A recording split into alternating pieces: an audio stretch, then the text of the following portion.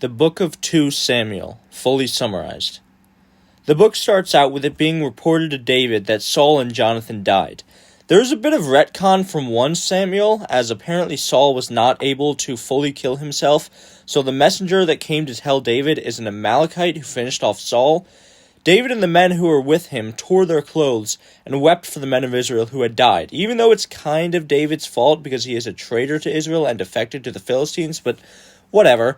Then David had the Amalekite executed for revenge. I mean, really, what did the dude expect? David just got finished slaughtering a ton of Amalekites at the end of the last book. Why would he ever think it was a good idea to deliver bad news to him? David then had the Israelites memorize a song about how their brave brothers died in battle, and he gave special attention to the sweet love that Jonathan had given to him, which was much greater than anything a woman could put out. So then David was told by the Lord to go up to Hebron, which he did with his wives and men of his house. And so the men of Judah there anointed David as the king of Judah. David gave blessings to the men of Jabesh Gilead because they had buried their king Saul.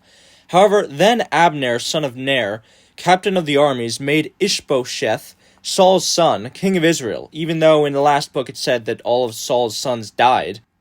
But anyway, then Abner decided to challenge David in order to fully unite Israel under one king, Ishbosheth. So he went to war with Judah, but his host lost and were defeated by the men of David. The servant of David, Asahel, pursued Abner as he fled. Abner warned him to leave him alone, but Asahel didn't listen, so Abner killed him. Abner called for peace and an end to the bloodshed, so Asahel's brother Joab agreed, and ended Judah's campaign against the Israelites, and everyone went home. 380 Israelites died, 20 of which were David's men, including Asahel, who was buried. The next chapter then lists David's 6 sons and their baby mamas. The chapter then tells that Abner was getting angry with King Ishbosheth of Israel because he accused him of having sex with his father's concubine, and so Abner made a deal with David to deliver the Israelites into his hands. David's one condition was that Abner would give him his first wife, Michal, back. So David got King Ishbosheth to give him his ex-wife back, along with her new husband, who went crying the whole way until Abner told him to get lost. Abner did some political scheming and tried to convince the elders of Israel to make David king, because he would lead them against the Israelites. Then Abner and 20 men with him went to feast with David at Hebron, and told him he would bring Israel over to his side. Abner then went back to Israel. However, Joab did not trust that he was truly on David's side. So he went and killed Abner for revenge for him killing his brother Asahel. And David claimed guiltlessness for the murder and cursed Joab and his descendants. David then commanded Joab to mourn for Abner, and all of Israel mourned him as he was buried in Hebron. Ishbosheth had heard that Abner had been killed, and he was very troubled. He had 2 men with him that were the captains of the bands, the sons of Rimmon the Beerothite, Rechab and Baanah. They killed Ishbosheth while he was sleeping, and brought his head to David, but David was displeased, so he killed them for their injustice, cut off their feet, and used them for decoration. His men also had King Ishbosheth's head buried. Then the tribes of Israel came to David in Hebron, and David was crowned king by the elders over all of Israel. David then went to conquer the Jebusites who were squatting in Jerusalem, the stronghold of Zion, and he made it into his own city and proclaimed that the cripples and blind people who entered into it were to be killed. He then made himself a house in his ableist utopia and took more wives and concubines and had more sons and daughters, so he could fill the hole in his life that used to be filled by Jonathan's giant dick. Then the Philistines heard of his mighty kingship, and so they went up and fought against Israel. Again with these dudes? They're like cockroaches, they never die. David got confirmation that the Lord would unfairly turn the tide of the war in his favor. So then he went down to conquer the Philistines at Baal-perazim, and David continued his campaign until the Philistines were driven back as far as Gezer. David then decided to celebrate by bringing the Ark of God out of the house of Abinadab and played music for it. However, when they got to Nashon's threshing floor, a dude named Uzzah put his hand on the ark to keep it steady, and as 1 Samuel demonstrated, that thing is a nuclear weapon, so Uzzah was killed immediately. So David was afraid of the ark and decided not to take it to his own city, and he instead brought it to the house of Obed-Edom the Gittite to make it someone else's problem. But after the ark had blessed the house of Obed-Edom, David thought it would be a good idea to bring the ark to his city so he could get in on the blessing. So he brought it out, and he sacrificed and danced mostly naked in front of the ark to appease the Lord. The ark was successfully brought to David's tabernacle, but his wife Michal, the daughter of Saul, criticized his lewd display. David rebuked her, and until her death, Michal never had any children because God closed up her womb. After David had brought the ark into the tabernacle he had created, he sacrificed to it again and gave all the people food. God then told Nathan the prophet that he would prefer his ark to rest in a house of cedar because he didn't want to be constantly moved around in a tent, despite the fact that he supposedly penetrates throughout all of space-time. And he promised that if David did as he requested, he would be a great king of Israel with many descendants, and his kingdom would remain forever. Nathan then spoke all these words to David, and so David gave praise to God and told of how he was so great and had selected Israel as his chosen people out of all the people on the earth, and how the Israelites were his forever. And David promised he would fulfill his wish and give God a house of cedar to dwell in. So that's really all you need to get an everlasting kingship from God, huh? Making him a cedar wood house. In the next chapter, David attacked the Philistines and then conquered Moab, slaughtering 2/3 of the people and enslaving the rest. Then he defeated Hadadezer, king of Zobah, and killed a bunch of their chariot horses. Then he killed 22,000 Syrians, enslaving those who remained, and then later killed 18,000 more Syrians in the Valley of Salt. He also enslaved all the Edomites. David got a butt-ton of loot from these conquests, and all of the death and destruction was in the name of the Lord and with his aid. David ruled justly over Israel, but then he started feeling bad about Saul and his husbando Jonathan getting killed, so he wanted to protect any remnants of their line. He was notified by a servant of the house of Saul named Ziba that Jonathan's son Mephibosheth, who had lame feet, was alive, so he brought him out of the house of Machir and gave him the land of Saul. He also gave him Ziba as his servant to till it, as well as his 15 sons and 20 servants of his own. And David also fed him bread at his table. In the next chapter, when David heard that the king of the Ammonites had died, and his son Hanun was on the throne, he felt sorry for him. So he sent his servants to comfort him.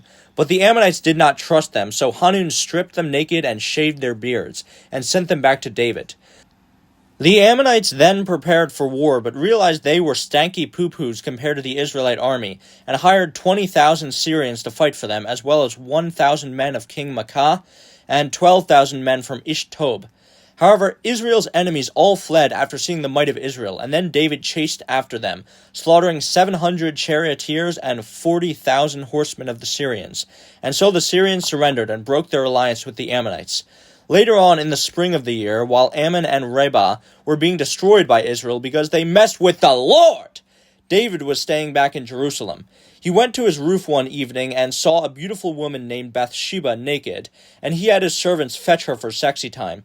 She became pregnant and already had a husband, so David sent for her husband Uriah the Hittite to come to him. David tried to get him to sleep with his wife so he would think the child was his, but Uriah would not because the battle was still going on under Joab's command, and he was adamant he would not be having any orgasms until it was finished. So David commanded Joab to set him up on the front lines of battle where he died when he returned to service. When David got the news, he told the messengers to go back and encourage Joab that it was an acceptable sacrifice and that the war must go on. While Bathsheba mourned him, David took her as his wife. But the prophet Nathan was then notified that the Lord was displeased with the evil David had done. Then Nathan gave a parable about a rich man and a poor man to rebuke David. And Nathan told David the poor man in the parable was Uriah, who had his only lamb taken away from him by the rich man David, who had many flocks. Nathan told David that the Lord would give him continual adversity and would steal away David's wives and child from him. David repented, but there was nothing he could do to escape the Lord's punishment. Thus, David's son died by the hand of God, because as we all know, God is pro-death. David was distraught, but he pulled himself together and worshipped the God who killed his son once again. He thought some hanky-panky might cheer him up, so he made another son from Bathsheba called Solomon, and the Lord loved Solomon, so he didn't kill him. Some good news came for David. The city of Rabbah was captured by Joab and subjugated by Israel, and so David went there and took the crown of the king there for himself. I assume he didn't actually wear it, since it apparently weighed at least 25 kilograms. Then all of the cities of the children of Ammon were enslaved in hard labor. Hooray for slavery! But it's sweet home Alabama in the next chapter as David's son Amnon develops a love for his half-sister Tamar. He was so sexually repressed that he was literally ill, and so his friend Jonadab suggested to get her alone with him by feigning sickness and asking her to bring him food, which he did, and when he got her alone, he forced himself on her and brought great shame to her. However, even though he took her virginity, she still rejected him, and he hated her for it, and cast her out. Wow, he completely changed his mind pretty quickly there. Tamar cried bitterly, and Absalom comforted her, but told her not to tell anyone. He was very angry at his brother Amnon, and fumed quietly for 2 years until he finally concocted a plan of revenge, and successfully had him killed with the help of his servants. A messenger came and told David that all his sons had been killed by Absalom, only for it to be immediately cleared up that Absalom only killed Amnon out of anger. Absalom fled to Talmai, king of Geshur, while David mourned his dead son. David was still concerned about his son Absalom in exile and was consulted by a wise woman of Tekoa, who was brought in by Joab. She told him a fake sob story about how her son killed her other son, and so now her family wanted to kill her son that was remaining. David told her that he would help her and make sure her remaining son would not perish, but her real goal was to get him to worry about his own son that might be killed. David was suspicious of her, though, and got a confession out of her that Joab put her up to this. But he still told Joab to bring Absalom back to Israel anyway, because he realized the woman had a point. So Joab went and brought Absalom back to Jerusalem from Geshur. Absalom was super handsome, a regular Rapunzel with over 2 kilograms of hair. And he had 4 children, but he was upset because he wasn't allowed to see David's face for 2 years after being brought back to Israel for some reason. He set Joab's field on fire to get his anger out, and then he had a hissy fit to Joab and demanded to see his father David. So he was brought to David finally, but afterwards he quickly managed to gain favor in the hearts of the Israelites by listening to them complain about their problems, and he advocated that he was to be made a judge in the land. After 40 years of this shtick, he planned to make a coup to overthrow his father David. His conspiracy was strong, and his supporters continually grew throughout the nation. However, David was tipped off that the hearts of Israel were with Absalom, so he got the hell out of Jerusalem with all of his servants, but he left 10 concubines behind to tend to his house. David then crossed over the brook Kidron with all of his people, as well as Ittai the Gittite, and all the people grieved that their king was going into exile. The Ark of the Covenant was brought with them, which was being carried by Zadok and the Levites. But then David commanded Zadok to bring the ark back to Jerusalem to see if the Lord would have favor on him. So Zadok took the ark and his sons and did as he was told. So then David went up to the Mount of Olivet, and he worshipped God and prayed for him to defeat Absalom's conspiracy. David then sent Hushai to spy on Absalom and report back to him. Then David came across Ziba, the servant of Mephibosheth, carrying supplies, and he gave them to him. Then when David came to Bahurim, he was cursed at by a man of the house of Saul named Shimei, who threw stones at him, and he claimed that the Lord was punishing David for his bloodshed, but David ended up showing restraint and ignoring him. Of course, in the next book, David would tell his son Solomon to kill him, because revenge is a dish best served cold. Meanwhile, David's spy friend Hushai pledged his loyalty to King Absalom. Then Absalom's advisor, Ahithophel, suggested that he sleep with his father's concubines to spite David, so Absalom did so in the sight of all of Israel. In the next chapter, Ahithophel tells Absalom that he would go out with 12,000 men to kill only David, and to simply take his allies back to Israel and make them loyal to Absalom. But Hushai tells him to go himself and slaughter them all instead, because the men of David were very loyal. Absalom agreed with Hushai, which is exactly what the Lord wanted, because Hushai intentionally gave bad advice to trick Absalom. Hushai then warned David of the plan, using Zadok and Abiathar the priests as messengers, and they told him to escape. And so when David was notified, he took all of his army and fled over the Jordan River. Ahithophel hanged himself because he was upset about Absalom not listening to his advice, and Absalom then went out and followed David over the Jordan River. His host pitched at the land of Gilead, but while resting at Mahanaim, Shoni, son of Nahash, and the others brought David's company food to replenish their strength in the wilderness. David's followers told him to stay behind and not fight because he was too valuable, so he heeded them, and told the commanders Joab and Abishai to spare his son Absalom. The battle then took place between King David's followers and Israel in the woods of Ephraim, and a great slaughter of 20,000 was carried out, with more people being killed by the woods than the sword. Man, those must be some spooky trees. Absalom himself fell victim to the woods and hilariously got his head stuck in a tree. And despite David's wishes for his son to remain alive, he was killed by Joab and his armor-bearers. Then Israel fled because Absalom had no son. The pillar he constructed for himself in the king's dale was the only thing he had left to be remembered by. The messenger Ahimaaz then went to tell David that the battle was won, but he did not know if his son was alive. However, that was quickly cleared up by another messenger named Cushi, who told David that his son had indeed died. David then wept for his dead son and regretted the battle, so all of the people mourned with David. However, Joab was critical of David because he was mourning his son, who threatened the lives of his sons, daughters, wives, and concubines, and his friends, and told him that he had to man up and return to his duties as king. So David returned to Jerusalem, and many came to welcome him back to his kingship. Shimei, son of Gera, came to apologize to David for cursing him before, so David forgave him, even though, later in the next book he will ask his son Solomon to kill him. The people were kind of disputing whether David's return was actually a good or bad thing, but David quickly gained their hearts back, and he was actually really chill and proclaimed that no man in Israel was to die for their siding with Absalom. He forgave Mephibosheth, the son of Saul, who did not go out with him when he left Judah. He showed kindness to the old man Barzillai, who had provided him with supplies while he stayed in Mahanaim. David offered to feed Barzillai and give him a place in Jerusalem, but Barzillai said he was too old for such pleasures to be spent on him, and instead requested for his servant Shinham to go up to Israel with David, so David consented. But the people got into an argument over whether David should be king of Israel or king of Judah. Even though the men of Israel were greater numbered and wanted David to be king over all, the men of Judah were fiercer in their desire to seat him in Judah specifically, because David came from the house of Judah. A rebel named Sheba took advantage of the chaos and convinced Israel to follow him instead, so Judah remained loyal to David while Israel was led by Sheba.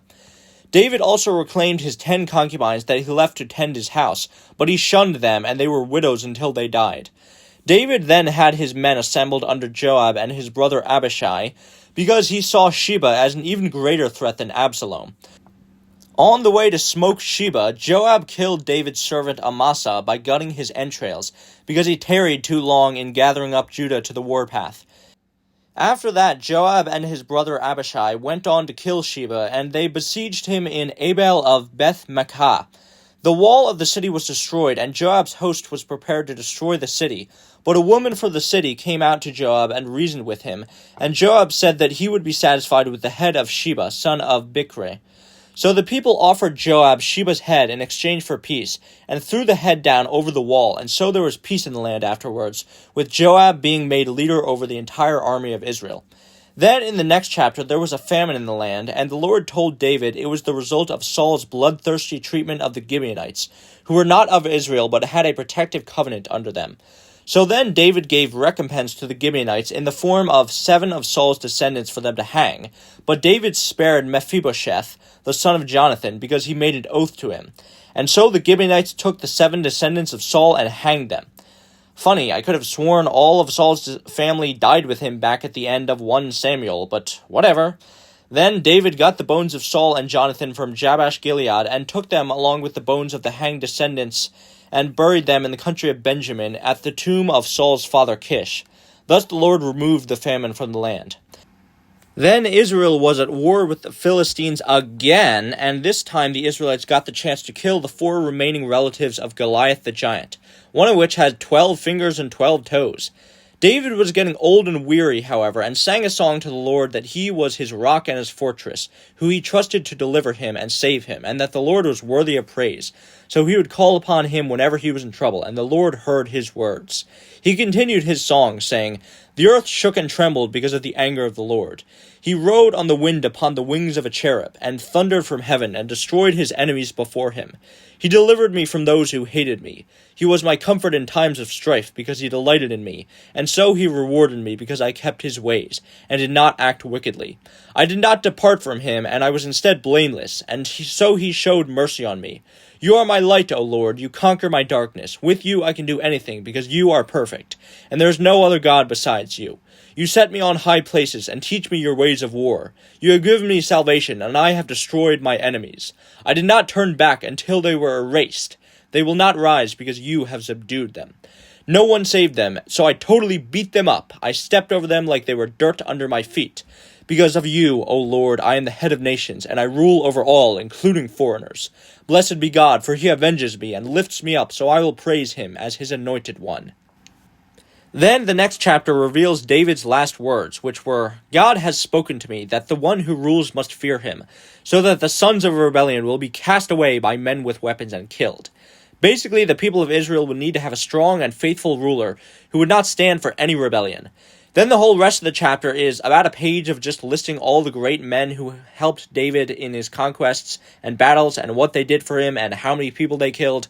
One would think this would be where the book ends, but we still have one final chapter to get through, and it is absolute insanity. So, for a reason that is not explained, the Lord was angry with Israel again, and David was compelled by the Lord to have his men take a census of Israel and Judah.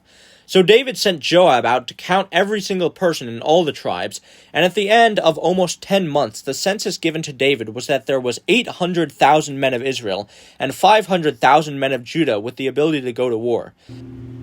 David realized that he had committed a sin that is never explained because he was doing exactly what God told him to, and so David's seer, the prophet Gad, told David that God had offered to him 3 choices. 1, 7 years of famine. 2, 3 months of pursuit by enemies. 3, 3 days of plague in the land. David decided that the plague would be best because it would be short, and he assumed the Lord would be merciful. Yeah, no, 70,000 men died. Jesus Christ, Yahweh, what the hell?